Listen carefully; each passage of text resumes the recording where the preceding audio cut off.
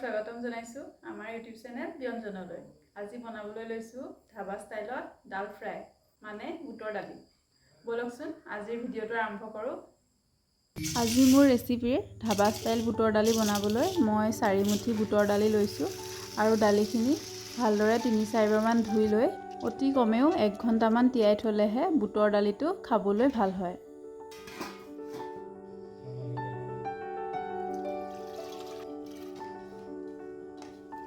দালিখিনি সিজাওঁতে মই সৰু চামুচেৰে এচামুচ হালধি, এচামুচ নিমখ আৰু এচামুচ জলকীয়া গুড়ি ব্যৱহাৰ কৰিছোঁ। জলকীয়া গুড়িটো জ্বলাৰ কাৰণে ব্যৱহাৰ কৰা নাই, অকল ৰঙৰ কাৰণেহে ব্যৱহাৰ কৰিছোঁ।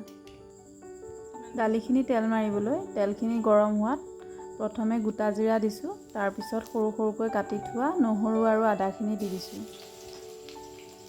এইখিনিতে এটা কথা কওঁ, ধাবা ষ্টাইলত দালি বনাবলৈ কিন্তু আদা নহৰুখিনি খুন্দি দিলে নহ'ব, এনেদৰে সৰু সৰুকৈ কাটি দিব লাগিব। আদা নহৰুখিনি অলপ ভজাৰ পিছত পিঁয়াজ আৰু জলকীয়াখিনি অলপ সময় ৰঙচুৱা হোৱালৈকে ভাজি ল'ম। আজি কি মছলা ব্যৱহাৰ কৰিছোঁ প্ৰথমে দেখাই লৈছোঁ। এয়া ডাঙৰ ইলাচি আৰু সৰু ইলাচি, তাৰপিছত লং লৈছোঁ দুটামান, এটা তেজপাত, অলপ জিৰা গুড়ি আৰু শেষত অকণমান ধনিয়া গুড়ি।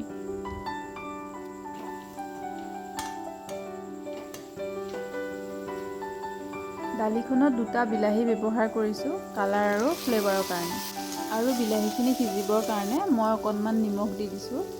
এতিয়া ভালদৰে লৰাই অকণমান সিজিবলৈ দিম।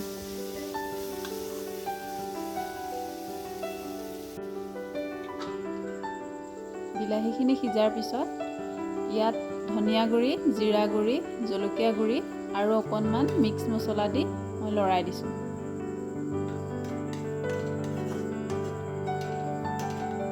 ভাজি থাকোঁতে যাতে মছলাখিনি জ্বলি নাযায় সেইকাৰণে অকণমান পানী দি মছলাখিনি সিজিব দিছোঁ। তাৰপিছত আজিৰ দালিখিনি দি দিম।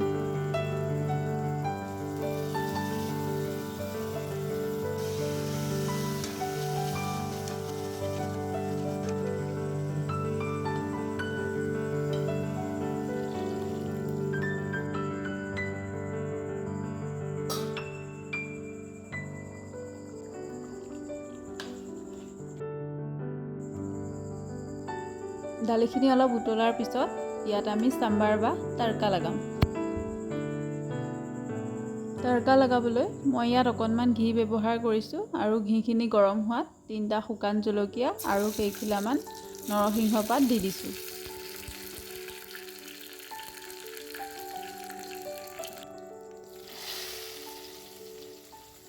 আৰু শেষত অকণমান কেঁচা ধনিয়া দি গেছটো অফ কৰি দিছোঁ।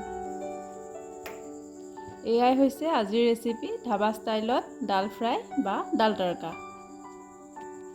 আজিৰ ভিডিঅ'টো চাই কেনেকুৱা পালে কমেণ্ট কৰি জনাবলৈ নাপাহৰিব, আৰু ভিডিঅ'টো শেষলৈকে চোৱাৰ বাবে বহুত ধন্যবাদ।